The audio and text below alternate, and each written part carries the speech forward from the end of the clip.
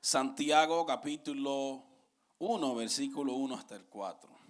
Pues leemos la palabra de Dios en el nombre del Padre, del Hijo y del Espíritu Santo. Sí, amén. Santiago, siervo de Dios y del Señor Jesucristo, a las 12 tribus que están en la dispersión, salud. Hermanos míos, tened por sumo gozo cuando os halléis en diversas pruebas, sabiendo que la prueba de vuestra paciencia, sabiendo que la prueba de vuestra paciencia, de vuestra fe produce paciencia. Mas tenga la paciencia su obra completa para que seáis perfectos y cabales, sin que os falte cosa alguna. Voy a volver a leerlo. Hermanos míos, tened por sumo gozo cuando os halléis en diversas pruebas, sabiendo que la prueba de vuestra fe produce paciencia. Mas tenga la paciencia su obra completa para que seáis perfectos y cabales, sin que os falte cosa al Señor. Dios es bueno. Gracias, Señor. Un proverbista árabe, tratando de ilustrar los momentos de aflicción y pruebas como una bendición, dijo lo siguiente: el sol, o sea, esa lumbrera brillante que alumbra y embellece la creación, ese sol que nos inspira confianza, solo crea desiertos. Entonces, querido hermano, gózate cuando nubes oscuras se acumulan sobre tu cabeza. Ellas te darán las lluvias de bendición. Lo que dice el proverbio es que el sol es una maravilla, nos alegra el día, su claridad es buena, nos permite trabajar, aporta vitamina a nuestro cuerpo y embellece toda la creación. Pero ese sol sin otros componentes dentro de la misma creación, ese sol sin otros componentes puede provocar sequías. ¿Sabían eso? Las altas temperaturas que produce el sol puede provocar quemaduras, calor, muerte. Entonces se necesita de que a veces el sol sea ausente, que se ponga nublado, que se ponga oscuro. Se necesita la lluvia, se necesitan los relámpagos para que llueva y seamos refrescados y bendecidos. Cuando esa lluvia cae, limpia las calles, los ríos, se limpia el mismo medio ambiente, los árboles, los frutos empiezan a crecer, se va el calor, el desierto cobra vida. En términos espirituales, los días claros y brillantes son buenos. ¿Cuántos no quieren eso? Donde todo está bien, donde hay paz, hay prosperidad, hay dinero en el banco, la nevera está llena, el mortgage está pago, viene la incontaza. Todos esos días son buenos, pero el sufrimiento, las dificultades, o sea, los días oscuros de pruebas que nos asustan y a veces nos entristecen, son necesarios para nuestro alivio y crecimiento espiritual. Para valorar lo que tenemos, amén. Si no somos sometidos a prueba, nuestro carácter como cristiano no es desarrollado. Amén. Y precisamente hoy vamos a hablar bajo el título La prueba. Diga conmigo, la prueba. Es un propósito de Dios indispensable para mi crecimiento.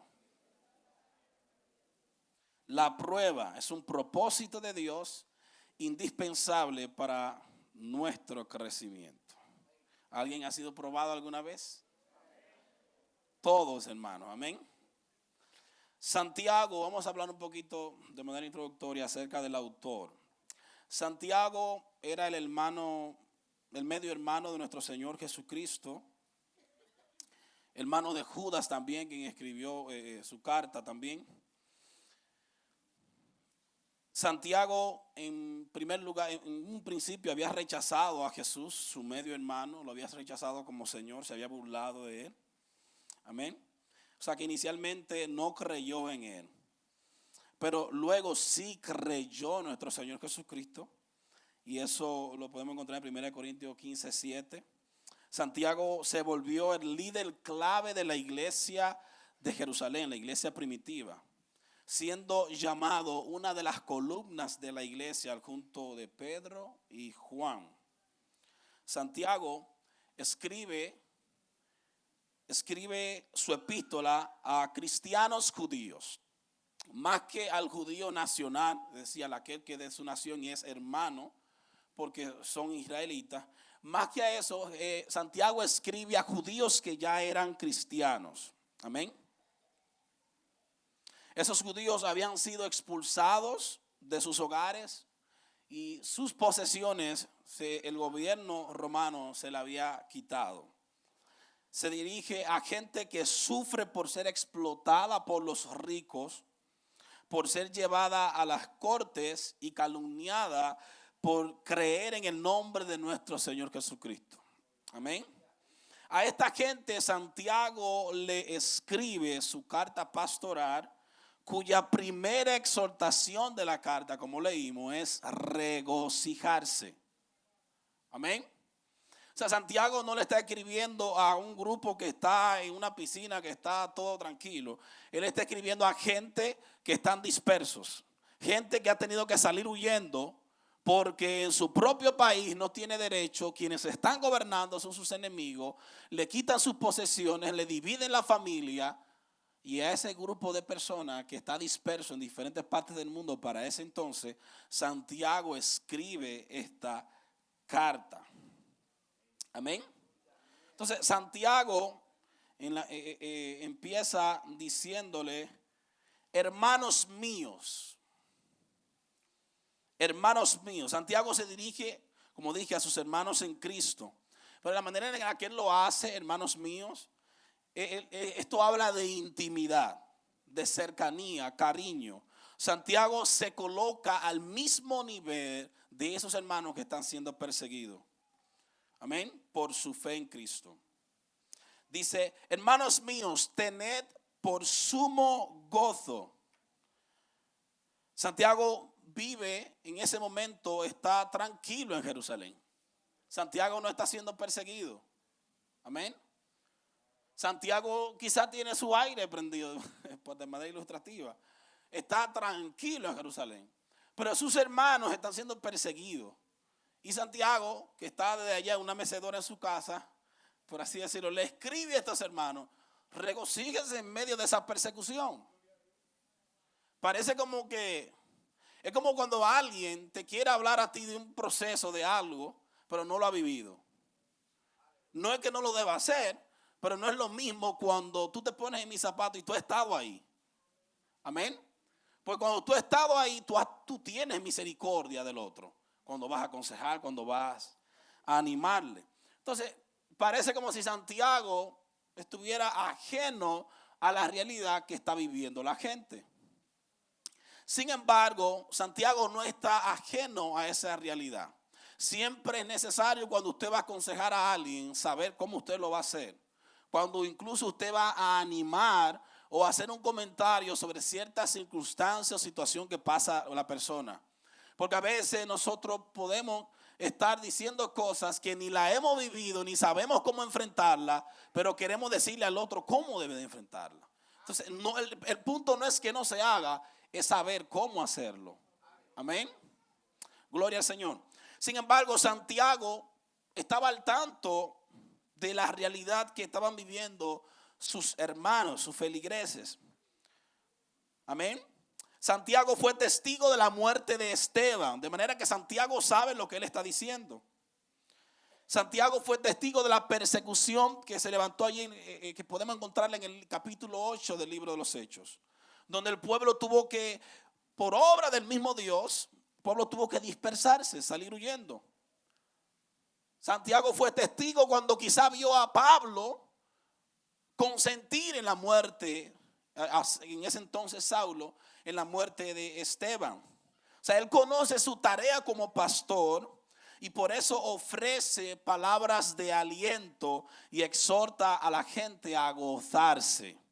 Porque él sabe lo que producía esa prueba. Él había pasado por ahí y él había visto a otros mártires de la fe como Esteban pasar por las mismas circunstancias, y en vez de maldecir a Dios o de maldecir a otros en medio de su martirio, glorificó el nombre del Señor. Amén. Entonces Santiago dice: tened por sumo gozo. La palabra griega que se traduce para tener significa considerar o evaluar. O sea, en medio de la prueba los manda a inspeccionar, a ponerse a pensar sobre la prueba que ellos están pasando. Sumo gozo. Santiago no se limita a decir que se consideren gozosos o que consideren el gozo, sino que dice: tened o considerad por sumo gozo. Es decir, podemos considerar las pruebas y las tribulaciones como un gozo puro, auténtico y absoluto. Amén. No es simplemente como un gozo, sino un gozo puro, auténtico y absoluto. Lo normal es pensar que Dios nos ha dejado cuando llega la prueba. Lo normal es pensar que hemos pecado y que puede pasar por nuestro pecado acarrear ciertas situaciones.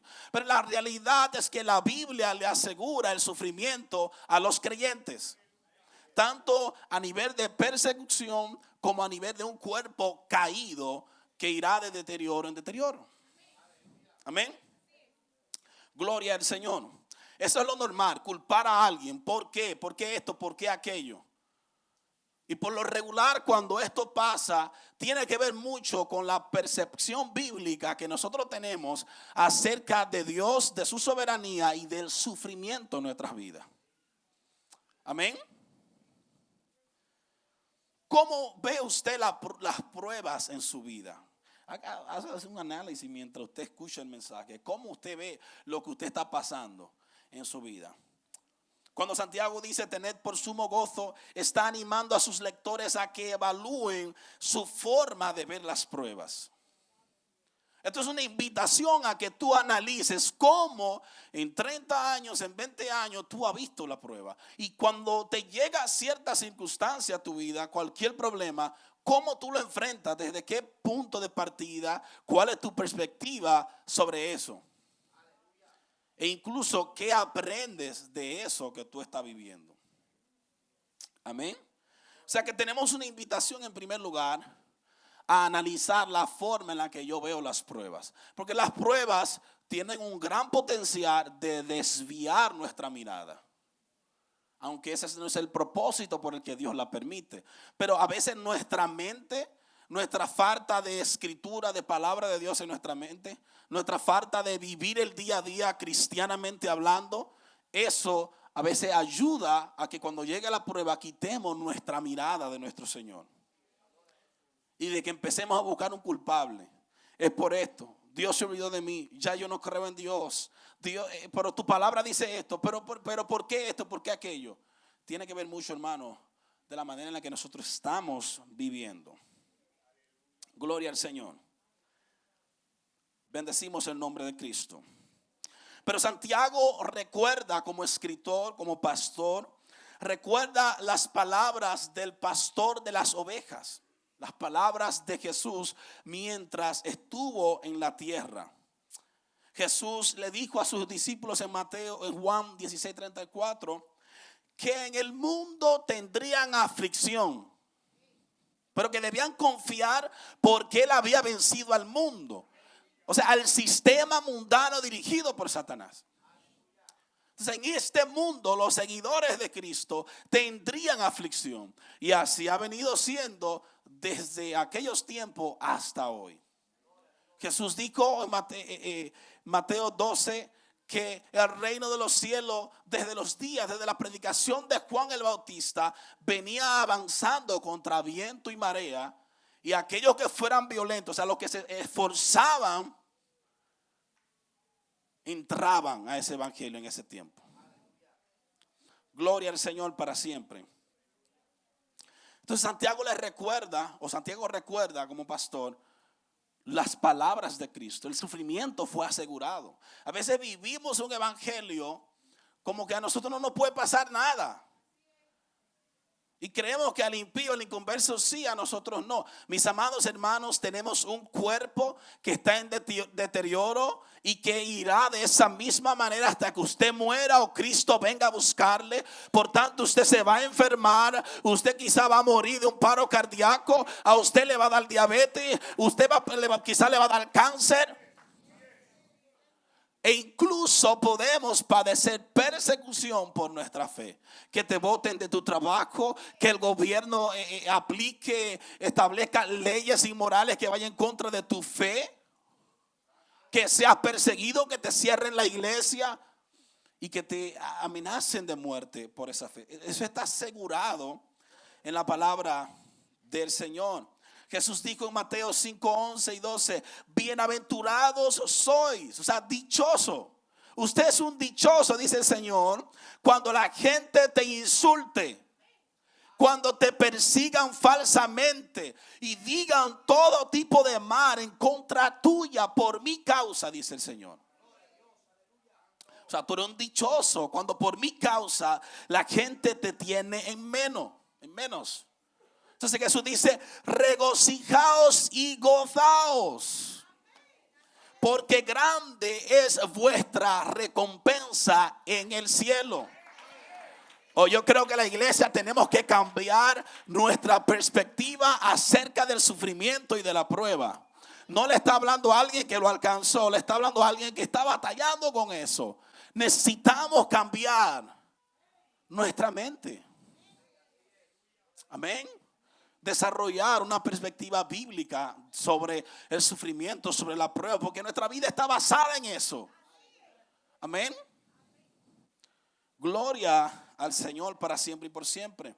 Filipenses 4:4 dice, regocijaos en el Señor siempre. Otra vez digo, regocijaos. Ahora bien, ¿qué tipo de gozo es ese? Amén. Habla la Biblia en términos de carcajadas, de risas incontrolables. Ese no es el sentido bíblico cuando habla de gozo. Amén. Ese no es el principio bíblico. Gozo no es deleite ahí. Un deleite, vamos a decir, humano. Ni una felicidad humana, ni un placer humano, ni entusiasmo, ni júbilo, ni risa. Gozo es un profundo sentimiento de la aprobación de Dios en nuestras vidas.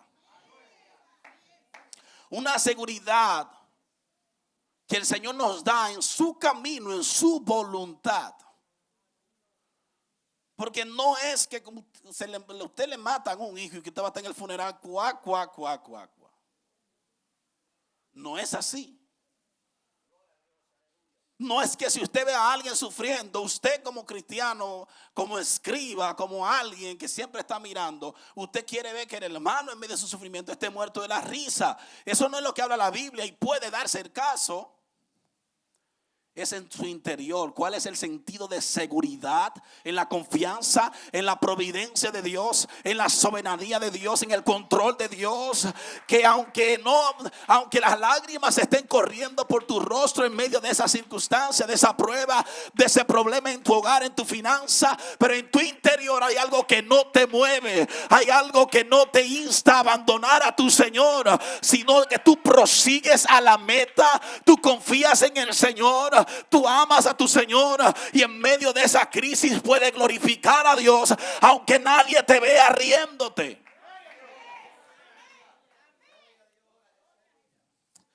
Necesitamos cambiar nuestra manera de ver las cosas. Por eso en medio de diversas pruebas, tentaciones, el cristiano fiel todavía puede tener ese sumo gozo. No es un gozo cualquiera, es un sumo gozo. Algo absoluto. Gloria al Señor. Entonces dice Santiago, tened. O sea, considera, evalúa. Por sumo gozo, por lo absoluto, evalúa. Cuando te encuentres en diversas pruebas. Diversas pruebas. O sea, aquí está hablando todo tipo de pruebas. Y en primer lugar también Santiago le está asegurando a ellos que hay pruebas y va a haber más pruebas. Dice, tened, modo imperativo, en un presente continuo. O sea, todo el tiempo debes de mantener esta percepción acerca de la prueba, acerca del sufrimiento. Debes de mantener esa satisfacción en tu Señor. De manera continua. Por eso es que nuestra mente debe estar despegada de lo material. Porque lamentablemente corremos igual que el mundo. Todo lo que el mundo quiere hacer lo queremos hacer. No está malo comprar casa, pero a veces la intención con la que la hacemos es maligna. No está malo tener un buen carro, pero la intención con la que la hacemos es mundana muchas veces. Amén. Y por eso cuando nos pasan cosas nos desplomamos, porque nuestra mente está aquí cargada del mundo. Gloria al Señor. Diversas pruebas, todo tipo de prueba. Ahora bien, ¿qué es una prueba? La palabra griega, y quiero aclarar esto, cuando un predicador, un maestro, o en mi caso en esta hora, decimos la palabra griega o hebrea, el interés no es lucírsela ni que usted crea que uno habla griego. Yo ni casi inglés hablo. El español lo hablamos un poquito. Ese no es el interés. Lo que pasa es que la Biblia fue escrita en esos idiomas originales. El Antiguo Testamento en hebreo, Nuevo Testamento en griego. Entonces, como la Biblia tuvo que ser traducida para llegar hasta nosotros. Y usted sabe que cuando algo se va traduciendo de un idioma a otro y varias impresoras están imprimiendo y están poniendo las cosas, a veces se puede perder el sentido original del autor. Entonces, por eso es necesario regresar o consultar los manuscritos originales o el idioma en el que se escribió para que tú entiendas en realidad qué fue lo que se quiso dejar dicho. Amén. Entonces, por esa razón decimos, ¿qué significa en el idioma original? La palabra prueba, la palabra griega para prueba, describe todo tipo de problemas o tribulaciones que interrumpen una condición normal de paz, comodidad, gozo y felicidad en la vida de una persona. La forma verbal de esta palabra significa someter a alguien a una inspección con el propósito de descubrir la naturaleza verdadera de esa persona o la calidad real de una cosa. Es decir, a través de la prueba se da a entender ese dicho que usted siempre lo ha escuchado, ahí que se sabe quién es quién. Amén. O sea, Dios en su soberanía, cuando nos somete a prueba, Dios quiere ver en nosotros realidad. No es que Él no lo sabe, pero esa es la manera en que Dios trata con el hombre. Dios quiere hacerme entender a mí qué es lo que hay en mi corazón. ¿Qué es lo que hay en mi mente? ¿Qué tipo de fe es la que yo tengo? Por eso Jesús le dijo en reiteradas ocasiones a sus discípulos: hombres de poca fe, ¿por qué dudáis? Amén. Cuando somos sometidos a prueba, allí entonces sale a relucir qué había en el corazón. Por eso dice la Biblia que de lo que está lleno el corazón habla la boca, porque a veces lo que soltó usted, aunque sea un momento de ira, a veces su corazón está dañado de esa manera. Amén. Entonces, en medio de la prueba, allí se sabe quién es quién. En medio de la persecución, quién es quién. Cuando Jesús hablaba la palabra, había un grupo de discípulos que encontró la palabra dura. Y dice la Biblia que se fueron uno por uno. Y Pedro dice: Señor, pero se están yendo, esta palabra está muy dura, bájale 10. Jesús dice: no, ese es el evangelio. Pedro, ese es el evangelio. ¿Tú te quieres ir? No. Dice Pedro: no. Solo tú tienes palabra de vida. Tú eres el camino para ir al Padre. Amén. Entonces nuestra vida es puesta a prueba y en ese proceso es donde tenemos que tener cuidado. ¿Qué hablamos? ¿Cómo pensamos? ¿Qué decisiones tomamos? Porque allí va a salir a relucir quiénes somos. Gloria al Señor. La traducción literal del griego es prueba. Pablo la usa también en Romanos 5:4. Se refiere en realidad a un carácter probado. Amén. A un carácter probado. Se empleaba para aludir a los metales que se sometían a ciertas pruebas para determinar su pureza. Los metales los metían en fuego y los sometían a una prueba fuerte, y allí se determinaba si era puro o no el material. Amén. Por eso Jesús dijo: muchos se van a escandalizar cuando venga la persecución. Muchos van a abandonar la fe. Es que nunca estuvieron en la fe. Es que estaban simplemente en el camino, estaban de manera reformada. Pero al final, cuando vino la hora de la prueba, patas, ¿para qué te tengo? Amén. Así es. No estamos diciendo que el cristiano no se quebranta, que pasa por momentos de desánimo. Pasamos por todos esos momentos. Pero el cristiano genuino que tiene su fe puesta en Dios, no en este mundo, aunque pase por el momento que pase. Usted tiene el ejemplo de Job, que sufrió de una manera como nadie en esta tierra. Y Job se atrevió a decir: aquí, aunque él me mate, en él yo voy a esperar, porque yo sé que él es justo, él es verdadero y quiero una audiencia con Dios.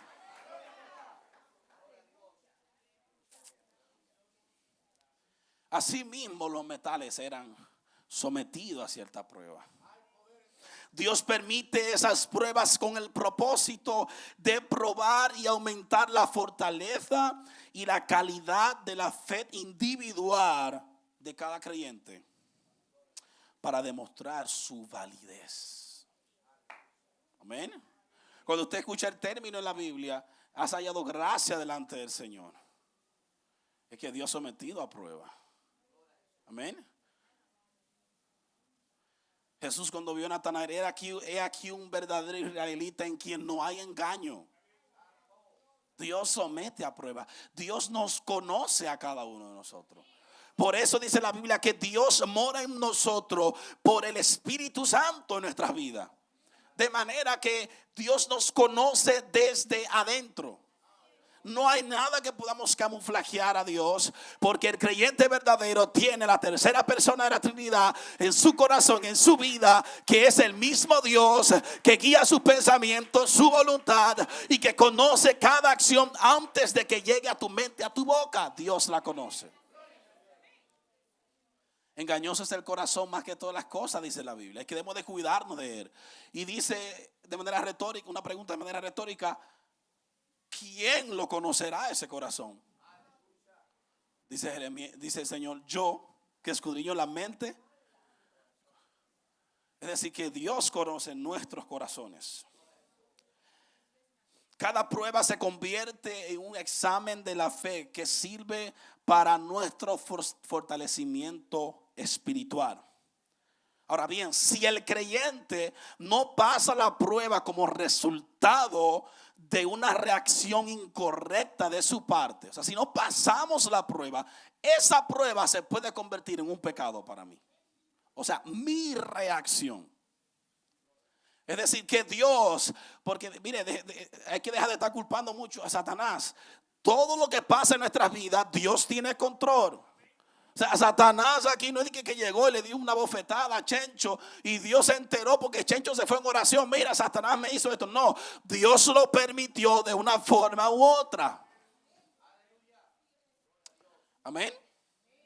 Entonces, toda prueba es permitida por Dios, pero en medio de esa prueba, Satanás intenta tocar tu mente, debilitar tu fe. Y si haces caso a la carne, caso a la mente, a tu mente, entonces esa misma prueba que era una bendición donde Dios te iba a formar tu carácter, donde ibas a madurar, en medio de esa misma prueba tú actúas de manera incorrecta y eso te lleva a pecar. Pero ese no fue el diseño de Dios de esa prueba, sino la manera en la que nosotros respondimos a ella. La manera en la que respondemos a diario a situaciones que llegan a nuestras vidas, diseñadas por Dios. Pero a veces caemos. a veces cuestionamos, a veces nuestra fe se debilita y dice cosas, habla cosas contra Dios. Eso le pasó a Job. Job, aunque usted, la perspectiva que siempre hemos tenido de Job es que era el hombre más santo que hubo en la Biblia, Job cometió muchos errores en medio de su prueba. Culpó a Dios de principio a fin. Se hizo justo delante de Dios sin Dios justificarlo a él. Y en algunas veces sonaba como si él fuera más santo que el mismo Dios. Y Dios tiene que dedicarle 6 capítulos reprendiéndolo. ¿Dónde estabas tú? ¿Tú qué preguntas tanto? ¿Dónde tú estabas cuando viviste los cielos y la tierra? A ver, dime, ¿dónde tú estabas? 63 preguntas y Job no respondió ni siquiera una. Amén. No estamos diciendo que somos más fuertes que Job, pero todo ese ejemplo bíblico está ahí para nuestra ayuda. Amén. Gloria al Señor. Asaf en el Salmo 75, pastor, que es el salmo favorito, 73. Cuando vio los impíos empezó a cuestionar, ¿para qué que yo me estoy guardando para Dios? Pero es una perdedera de tiempo. Hasta que Dios, cuando entró a la casa de Dios, no sabe si fue una visión, que Dios le permitió un sueño, un éxtasis, lo que sea, vio el final de los incrédulos y entendió que él no sabía más que Dios, sino que Dios sabía más que él. Porque él vio a los inconversos, a los impíos con toda su riqueza, pero ellos estaban como alguien que está en una montaña, casi derribándose en esa montaña. Gloria al Señor. Las pruebas son oportunidades para madurar gozosamente en la semejanza de Cristo. Romanos 8:28, todo obra para bien. ¿Para quiénes? Para que conforme al propósito de Dios han sido llamados, aquellos que aman porque Dios lo amó primero. Para esa gente todo obra para bien. O sea, todo sufrimiento que Dios permite que tú pases, orquestado por el mismo Dios, al final de cuentas van a obrar para bien. Porque Dios quiere formar el carácter de Cristo en tu vida a través de ese proceso. O sea, no es que todo obra para bien, de cualquier cosa que nosotros hacemos, aún portándonos mal. No, si nos portamos mal, eso no está obrando para bien. Necesitamos obedecer a Dios para que el carácter de Cristo sea formado en nuestra vida. Amén. Primera de Pedro 6:7, capítulo 1, 6:7 dice: en lo cual vosotros os alegráis, aunque ahora por un poco de tiempo, si es necesario, tengáis que ser afligidos en diversas pruebas. O sea, no es una sola, diversas pruebas. Amén. Para que sometida a prueba vuestra fe. ¿Qué es lo que está siendo sometida a prueba? La fe. Eso es lo que Dios somete a prueba, tu fe. Oiga, para que sometida a prueba vuestra fe, la cual es más preciosa que el oro, el cual aunque perecedero se prueba con fuego, sea esa prueba de nosotros hallada en alabanza, gloria y honra cuando sea manifestado Jesucristo. O sea, el sentir aquí es ¿qué produce esa fe cuando es siendo probada? No es la fe en sí, es que es el producto de la fe. Tú crees en tu Señor. Ahora, esa fe con la que tú crees en tu Señor, cuando es sometida a prueba, ¿qué es lo que produce en tu carácter, en tu vida? Amén. El oro es puesto a fuego, pero es el resultado de la pureza de lo que se sometió a fuego, lo que vale en sí. Amén. ¿Cuál es el resultado que nosotros damos cuando nuestra fe es sometida a prueba en diferentes áreas de nuestra vida? ¿Qué es lo que sale? ¿Qué fue lo que aprendiste? ¿Qué fue lo que mejoraste o empeoraste? No sé si me di a entender. Gloria al Señor. La frase vuestra fe no se refiere al proceso simplemente en el cual la fe es probada, sino al resultado de la misma. Amén. Al residuo probado. Así como el oro se prueba en el fuego y la parte probada es el oro que queda purificado. Así también es vuestra fe. El creyente experimenta una prueba que implica un proceso de refinación. Bajo la prueba del fuego, el oro es refinado. En nuestra prueba, Dios está refinando ese carácter, refinando ese corazón, esa forma de creer, esa mente. Dios está refinando esa vida para poder crear en nosotros el carácter de Cristo. La forma de vida en la que tenemos que vivir, la forma en la que tenemos que adorar, la forma en la que tenemos que creer. Amén. Las circunstancias angustiosas son las adversidades que Dios usa para probar la fe del creyente. Estas pruebas vienen de diferentes formas. En realidad lo que Santiago dice es que el cristiano literalmente cae en situaciones angustiosas muchas veces. Es decir, que Dios coloca al creyente a veces de un modo bien repentino. Dios nos coloca en circunstancias diseñadas por el mismo Dios. O sea, cuando entendemos que creemos a un Dios que tiene control de todo, que nada se le escapa, que el mismo Satanás que se apareció en el cielo no fue que se coló al cielo, él tenía que ir a rendir cuentas. O sea, a Dios no se le esconde nada, Dios controla todo. De manera que todo sufrimiento que pasa a un hijo de Dios ha sido diseñado por el mismo Dios. Y aún la consecuencia de nuestro pecado es un diseño de Dios para a través de esa consecuencia llamar nuestra atención. Amén. Gloria al Señor. Hermanos míos, tened por sumo gozo cuando os halléis en diversas pruebas. Sabiendo, versículo 3, sabiendo que la prueba de vuestra fe produce paciencia. Cuarto principio, beneficios de esa prueba. Amén. Denle un fuerte aplauso al Señor.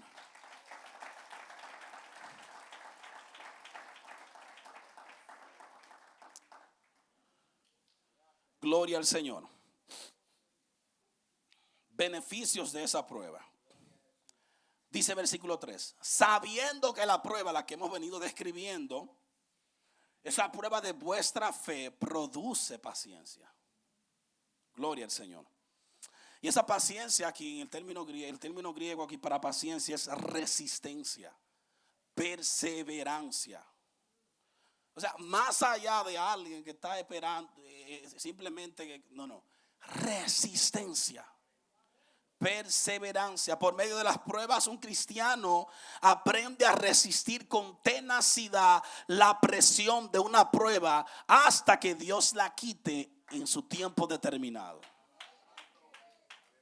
Porque es Dios, hermano.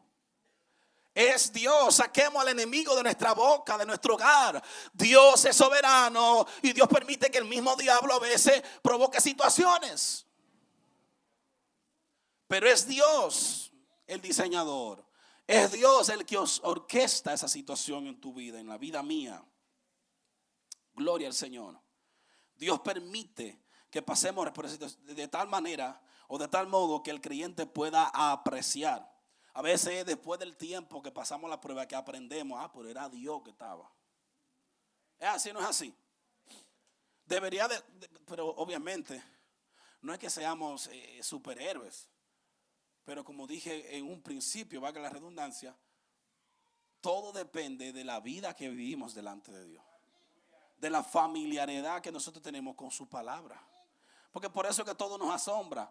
Ay, pasó esto. Pero es que la Biblia dice que esto irá de mal en peor. De que se van a levantar falsos profetas y andamos alarmados. Y yo soy el único y que no, la Biblia lo dice, hay que leerla. Amén. Gloria al Señor para siempre. Dios es bueno. Una prueba bien llevada engendra paciencia. Lo que en griego es upomoné. Y aquí sabemos lo que es upomoné porque Nicolás duró como 3 hablando de upomoné.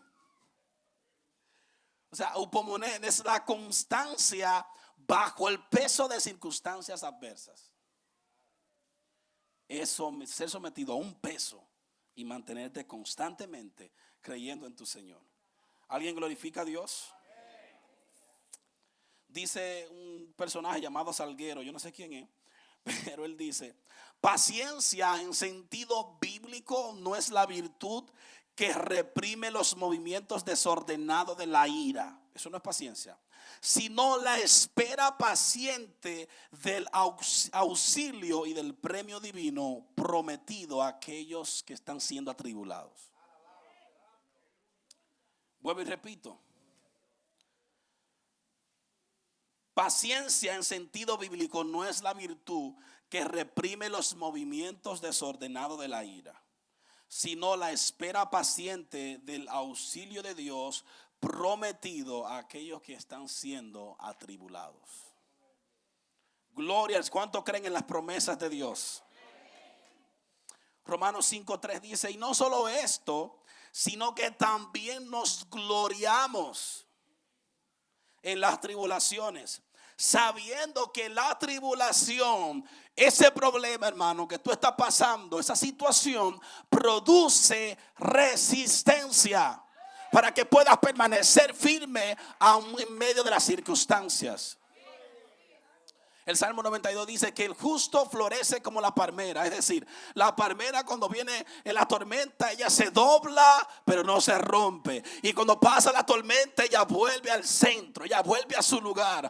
Así es el creyente. Cuando somos sometidos a prueba, podemos doblarnos y muchas veces quizás tocar el fondo un poco. Pero una vez que pasa la prueba, la mano de Dios te vuelve a poner en ese lugar que Dios quiere que tú estés. Su fidelidad, su gracia, su misericordia, su diestra, su poder es fiel para con los justos. Yo no sé cuántos creen en ese Dios. Mire, yo no sé cuánto han sentido. Yo lo he sentido. Sentí como cuando Dios te abraza. Que hay momentos de crisis, hermano, de lágrimas. Hay momentos de situaciones en lo que uno pasa, hermano, que tú tienes que abandonarte en las manos de Dios obligado. Tú usas el reconocimiento, no vale. Tú usas aquello, no vale. Tú llamas para que oren por ti, pero el proceso eres tú que lo estás viviendo. Y tienes que abandonarte en las manos de Dios. Y aunque Dios no te resuelve el problema, pero de repente tú sientes como un abrazo de Dios. Tú sientes como que hay una satisfacción. El Espíritu de Dios empieza a obrar. Y aunque el mundo se esté cayendo abajo, tú tienes una seguridad en ese Dios. Tú aunque llorando le dices: tú eres grande, Señor. Aunque con lágrimas en el rostro, Señor, tú eres justo. Aunque con el corazón destrozado, tú eres perfecto, Señor. Y tu obra es perfecta. Lo que estoy pasando, tú lo has permitido. Y a ti sea la gloria, Señor.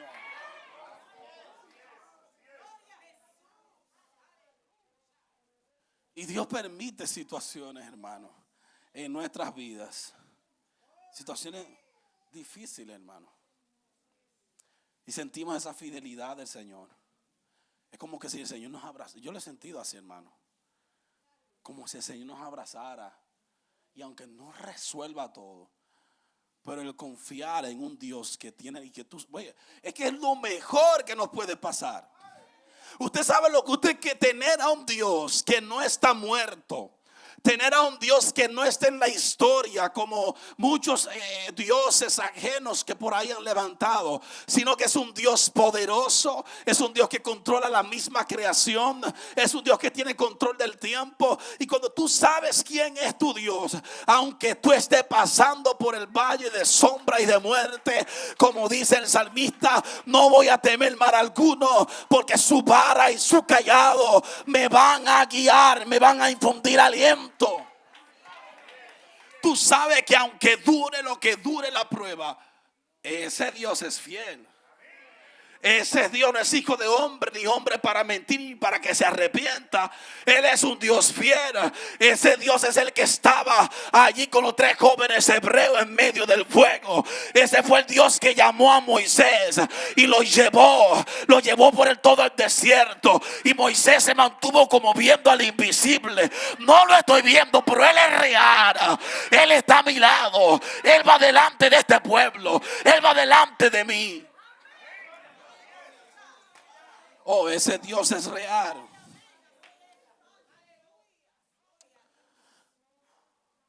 Y la paciencia, o sea, la resistencia, produce prueba. Y la prueba esperanza. Y la esperanza no avergüenza, hermano. ¿Por qué? ¿Cuál es la razón por la que no avergüenza? Porque el amor de Dios ha sido derramado en nuestros corazones por el Espíritu Santo que nos fue dado. Ese Espíritu Santo te confirma: tu Dios te ama, tu Dios está a tu lado, Dios es fiel, Dios va a cumplir su promesa. Y ese amor se manifiesta aún en el proceso que Dios te está permitiendo. Aunque te duele, Dios te ama. Aunque fue duro, fue por amor.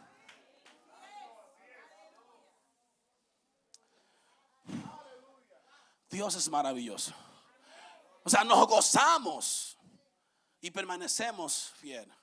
Y nuestra esperanza no nos avergüenza. Pero no es porque somos fuertes, es que su amor fue derramado en nosotros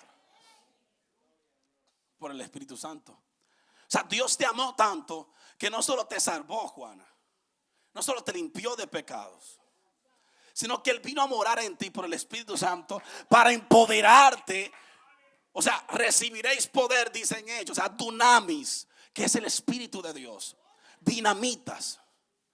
O sea, Dios te empodera para que a través de la prueba permanezcas fiel. Para que a través de los momentos oscuros, los momentos de confusión en que vive el mundo, el Espíritu Santo te guíe a toda verdad, a toda justicia. El Espíritu Santo te confirme de que eres un hijo de Dios, de testimonio de que eres una hija de Dios. O sea, el tener al Espíritu Santo, Dios mismo en nosotros, es una muestra de su amor. ¿Alguien lo cree conmigo? Entonces, la paciencia, la prueba de nuestra fe trae fruto, hermano. O sea, Dios no te va a someter a una prueba sin propósito. Ese no es Dios. Todo lo que Dios permite tiene y obedece a un propósito. Amén. Todo Dios, lo que Dios permite, obedece a un propósito.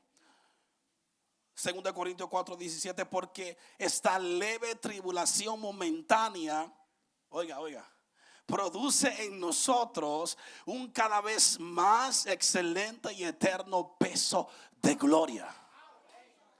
Versículo 18, porque no miramos las cosas que se ven, sino las que no se ven. Y en el versículo 7 en adelante de ese mismo capítulo viene diciendo: estamos atribulados, estamos en esta situación, pero no estamos destruidos. Pasamos por esto, pero no estamos en el suelo. Nos mantenemos firmes. ¿Por qué? Versículos 6 y 7 le había dicho que tenemos un tesoro en vaso de barro. El barro somos nosotros. El tesoro es el evangelio que Dios ha confiado a nosotros. Y esa buena noticia, aunque sea un barro débil que te rompe fácil, esa noticia que tiene en tu interior, ese evangelio de poder, te mantiene fuerte en medio de la circunstancia. Y aunque se levante quien se levante, la iglesia va para el cielo. Y aunque venga el viento y sople lo que sea, nos mantenemos fieles y leales a Él. Pero no es porque somos fuertes, es que Él puso su evangelio en un vaso de barro, en algo débil que se rompe fácil. La fe es una carrera, mis amados hermanos. Amén. Esto es una carrera, eso es una jornada. Nosotros necesitamos dejar de vivir el evangelio a velocidad. A veces no apreciamos lo que nosotros estamos pasando. ¿Qué aprendemos de eso? Porque vamos a velocidad. Sin embargo, esto es un viaje, esto es una carrera. Eso es como que usted va de aquí a República Dominicana o a Puerto Rico, Guatemala, usted quiere en un avión. Por más desesperado que usted esté, el avión va a llegar a la hora que dijo que va a llegar.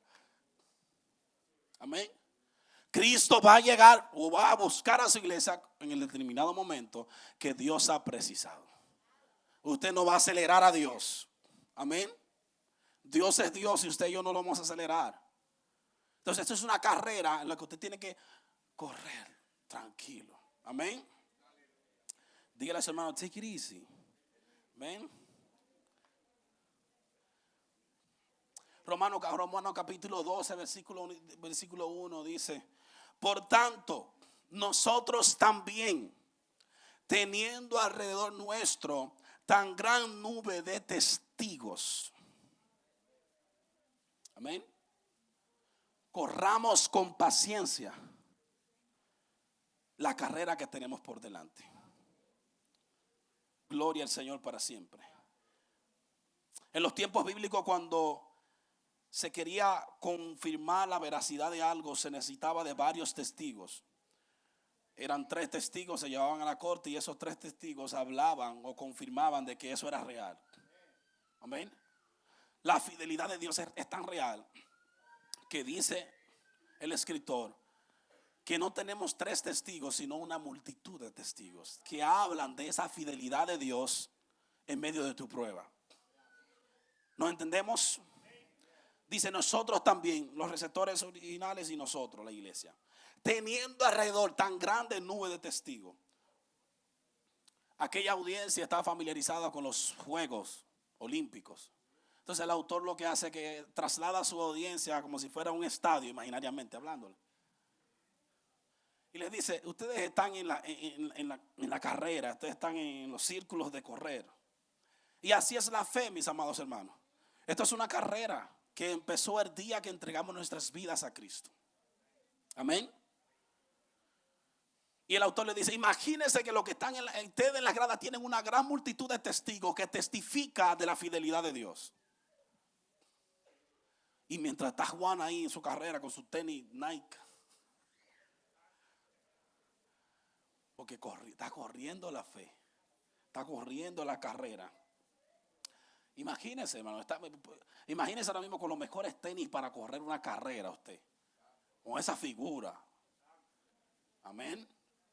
Olvídese que usted tiene panza, no olvide a correr que vamos. Pero lo grande es que la gran nube cuando dice por tanto, en el versículo 1, eso tiene una relación con lo que se dijo en el capítulo 11. O sea, en el capítulo 11 dice, habla de todos los héroes de la fe del Antiguo Testamento. Amén. Todos los héroes de la fe. Entonces Pablo le describe Noé por la fe hizo esto, Abraham por la fe hizo esto, por la fe Chencho hizo esto y así sucesivamente. Cuando llega al capítulo 12, versículo 1, le dice, por tanto, ya de que le acabo de decir que los héroes de la fe vencieron por la fe y que por la fe hicieron grandes cosas, ellos son la gran nube de testigos. O sea, de manera que cuando usted está en el estadio de la fe ahora mismo, usted tiene un Moisés encaramado allá arriba, animando al pastor. Amén. Yo no sé cuántos pueden visualizar eso.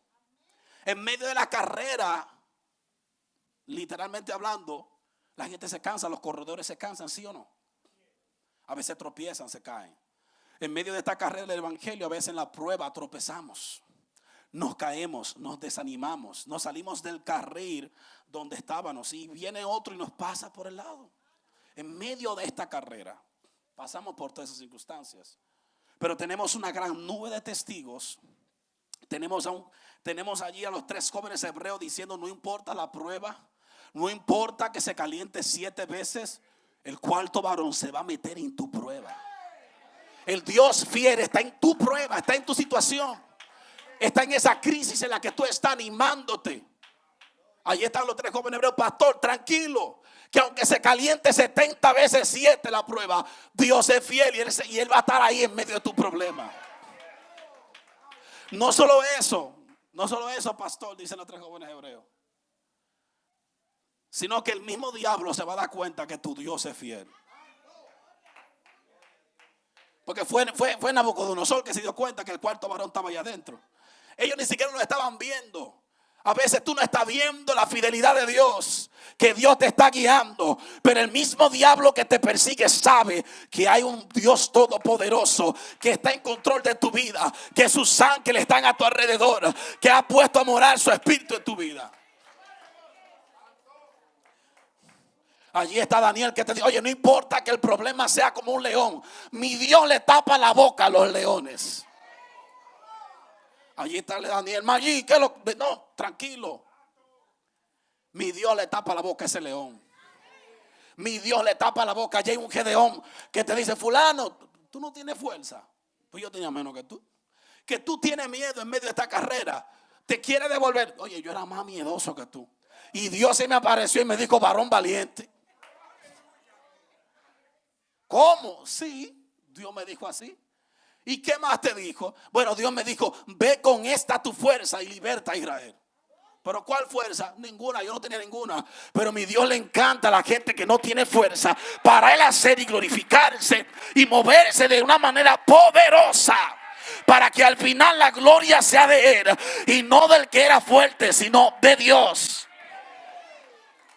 Habrá alguien que tenga poca fuerza aquí, porque Dios va a hacer cosas grandes. No lo digo para mover tus emociones, sino para que active tu fe y creas que en medio de esa poca fuerza de orar, de ese poco deseo de buscar a Dios, Dios puede levantar un hombre, una mujer que se muera por su presencia y que se ponga triste cuando no esté orando. Dios puede levantar a alguien que cuando no se congregue sienta que el mundo se le está cayendo abajo. Dios puede poner deseo donde no hay. Habrá alguien que pueda creer a Dios.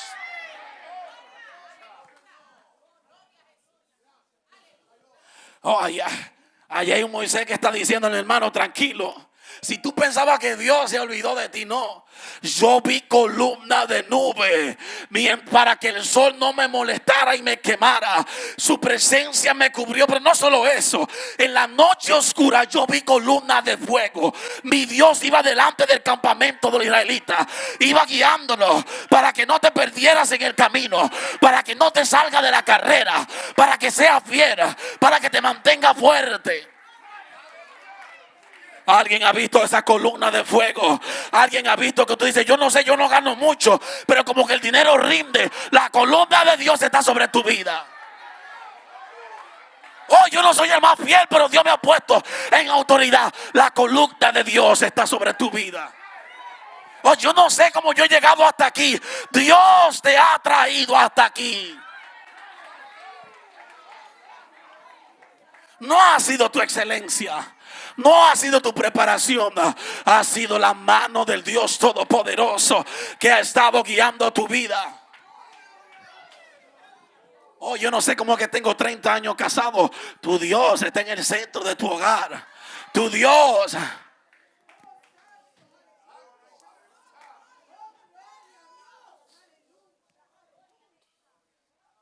Gloria al Señor.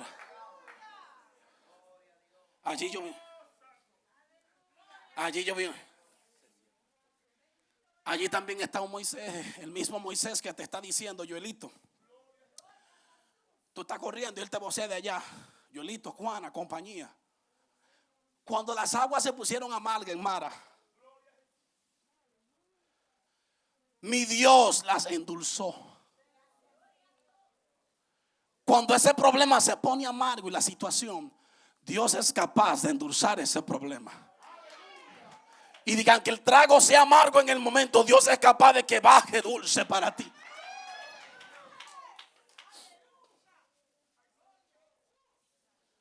Oh, allí está José.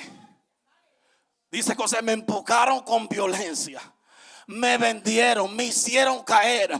Pero todo lo que pasó, mis queridos hermanos, no lloren, porque todo fue propósito de Dios, dice José.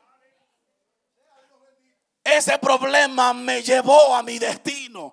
Esa situación que Dios permitió me llevó al propósito de Dios. Y yo pude salvarlo a ustedes. Pero no solo a ustedes, yo pude salvar todo el mundo de ese entonces.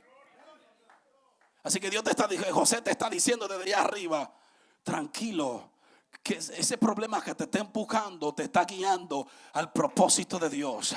Cambia tu mente y empieza a ver a Dios en tu problema. Cambia tu mente y empieza a ver en tu casa, en tu matrimonio. Cambia tu mentalidad.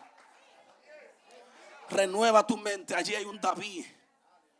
Allí hay un David que mientras en medio de la carrera a veces pecamos. ¿Cuánto han pecado contra Dios?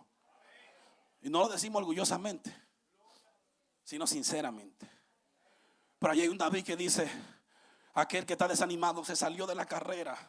Y muchos van corriendo y él se queda en la orilla por el pecado, la culpa. Allí hay un David que te vocea desde allá. Si tú estás en esa circunstancia, en esa situación, dice David que Dios no rechaza un corazón contrito y humillado. David vocea, no sé quién cayó, quién se ha salido del camino, pero Dios no rechaza un corazón contrito y humillado. Un corazón arrepentido, Dios no lo desprecia. Si te has salido del camino en la carrera, arrepiéntete, vuélvete a Dios. Y Dios mismo te va a introducir nuevamente en la carrera.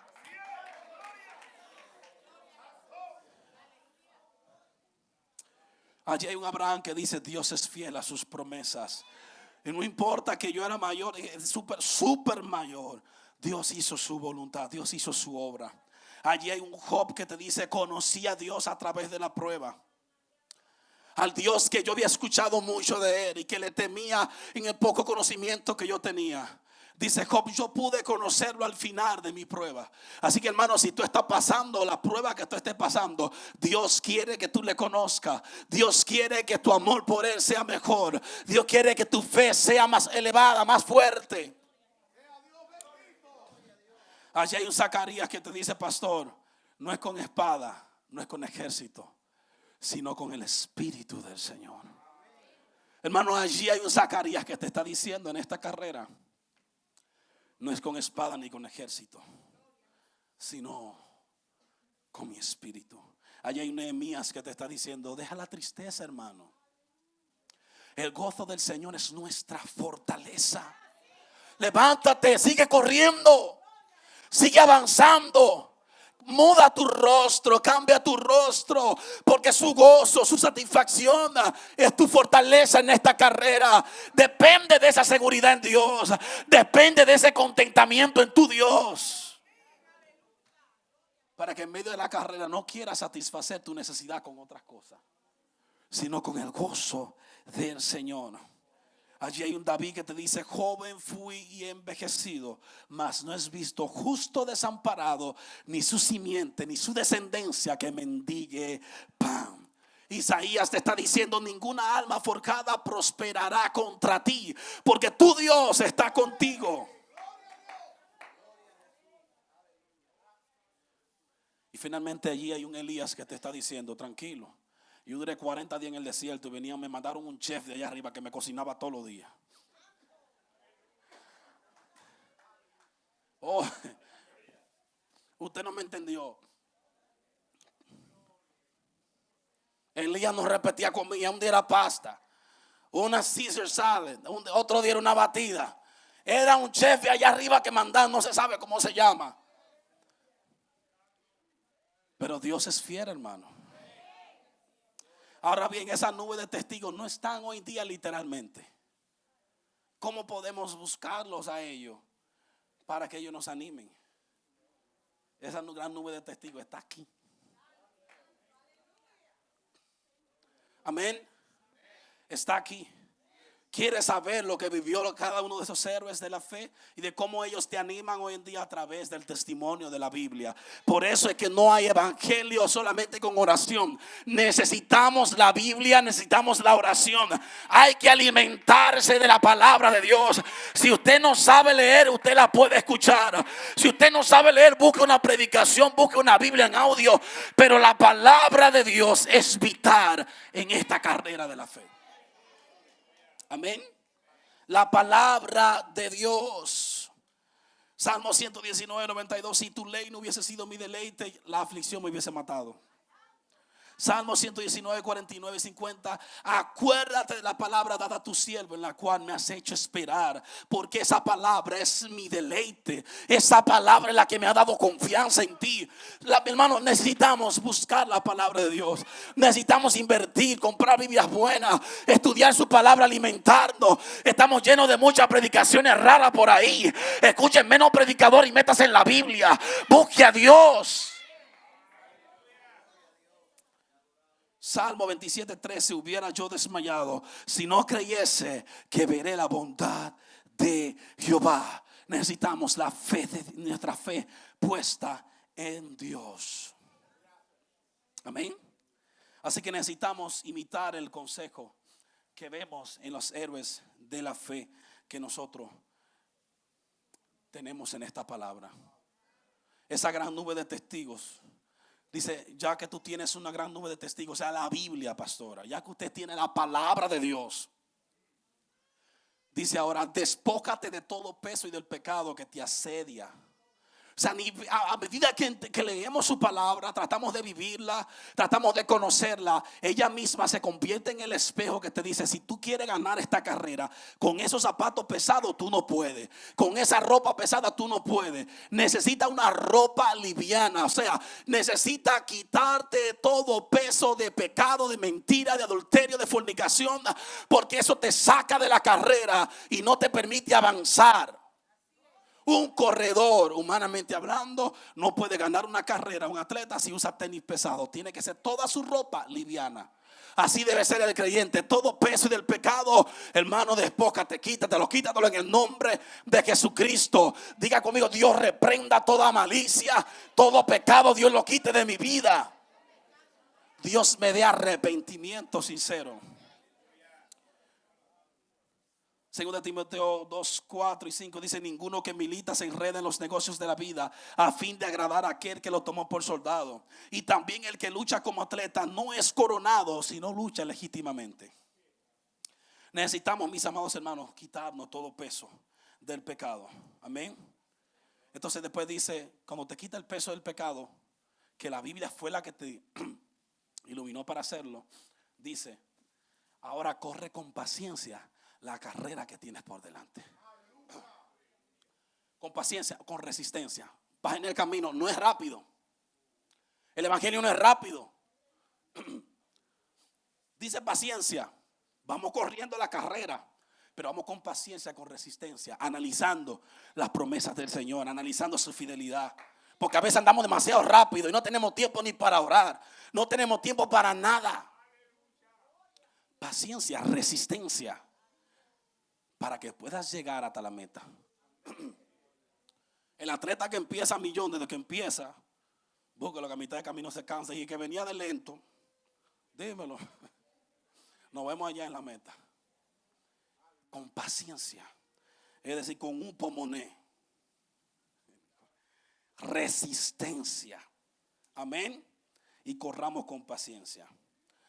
Luego ya para concluir, dice, ya después que la palabra te iluminó a tener paciencia, a creer en Dios, dice, puestos los ojos en Jesús.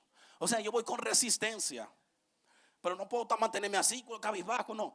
Puestos los ojos en Jesús, el autor, o sea, el que dio inicio a mi vida de salvación. Yo no estoy aquí porque yo vine, Él me trajo, Él me llamó. Y el consumador, o sea, el que va a terminar su obra en mí. Debo mantenerme los pies puestos, mis ojos puestos en Jesús en medio de la carrera. O que me criticaron, los ojos puestos en Jesús. Alguien me voció algo por allá, puesto los ojos en Jesús. Alguien dijo algo malo de mí, puesto los ojos en Jesús. Oh, fulano cayó, tal predicador que iba corriendo por allá, puesto los ojos en Jesús. Alguien no me quiso ayudar, puesto los ojos en Jesús. Alguien en la carrera me pasó y no me saludó, puesto los ojos en Jesús, el autor y consumador de nuestra fe. Se trata de Jesús, no se trata de nosotros. Pon tus ojos en Jesús. Filipenses 3:13. Hermanos, yo mismo no pretendo haberlo alcanzado ya, pero una cosa yo hago. Me olvido ciertamente lo que está detrás y me extiendo a lo que está delante. Prosigo a la meta, al premio del supremo llamamiento de Dios en Cristo Jesús. ¿Quién es la meta? Jesús es la meta. Pon tus ojos en Jesús. Versículo 4 de Santiago dice, déjeme leer el versículo 4 de Santiago, ¿cuál es la conclusión? Mas tenga la paciencia su obra completa. ¿Cuál paciencia? La que produce la fe cuando es probada. Amén. Amén. O sea, más tenga la resistencia su obra completa. Es decir, esa constancia, esa resistencia debe de ser permanente hasta el fin. No es que hoy estoy firme y que mañana yo no sé ni dónde estoy. Debe ser firme mi resistencia. Pedirle a Dios, Señor, ayúdame a permanecer firme, resistente, hasta el fin, hasta que lleve a cabo su obra. O sea, ¿cuál es la obra? El propósito que Dios tiene en esa prueba para tu vida. Lo que Dios quiere formar en tu vida debe llegar a su fin. ¿Cuándo? Cuando en medio de esa prueba yo puedo actuar de la manera correcta, creyendo en mi Dios, manteniéndome fiel a mi Dios mediante su soberanía, su gracia, su provisión